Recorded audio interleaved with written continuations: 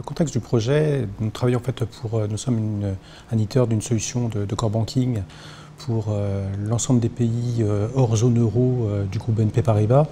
Et l'idée était de faire un entrepôt de données centralisé regroupant donc l'intégralité des pays, à la fois banque de détail et banque d'investissement pour le groupe. Voilà. Donc une vocation de centraliser dans un entrepôt unique des données à la fois de conformité, réglementaire, client, tous les données en fait venant de nos systèmes de core banking. Comme en tant qu'éditeur, en fait, notre solution de core banking existe depuis un peu plus d'une vingtaine d'années. Et donc en fait, nos développements sont principalement en COBOL, Packbase. Donc système un petit peu ancien, on va dire un legacy assez ancien. Et donc en fait, on a voulu profiter aussi de la création de ce projet pour essayer de moderniser aussi un petit peu donc notre SI, donc en introduisant donc des solutions plus modernes, plus agiles. Donc on a fait ensuite un POC entre différentes solutions. Donc les différents, il y avait une solution groupe de TL qui n'était pas donc Informatica, il y avait une solution open source et il y avait donc une solution alternative qui était donc du développement en COBOL Packbase. Et on a fait donc un POC avec ces quatre solutions qui ont montré donc l'intérêt à la fois économique et performance.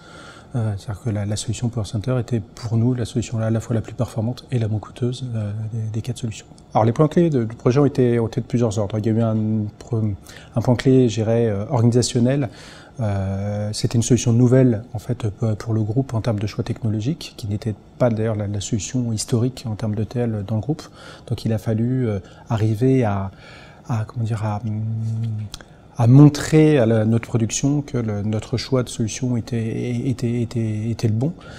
Il a fallu ensuite, je dirais, un deuxième point clé, ça a été d'arriver à prouver en fait à notre prise d'ouvrage du bon avancement du projet, de la bonne qualité des données pour qu'elle puisse après être certaine de la bonne utilisation du projet au final. Alors l'évolution qu'on souhaite donner et qu'on a déjà d'ailleurs commencé à donner, c'est qu'en fait là on parle d'un projet entrepôt de données BI. Depuis en fait on a décidé d'industrialiser tous nos échanges de données avec l'utilisation de l'ETL. Donc maintenant on a des échanges, toute la création des data marts est évidemment fait avec l'ETL, mais même des projets de conformité, des projets de lutte contre le blanchiment, des projets de scoring, des projets de segmentation, tous les types de pans maintenant fonctionnels de projets à partir du moment où ils manipulent de la donnée et qui doivent échanger de la donnée maintenant utilisent l'ETL et n'utilisent plus la solution historique COBOL script natif.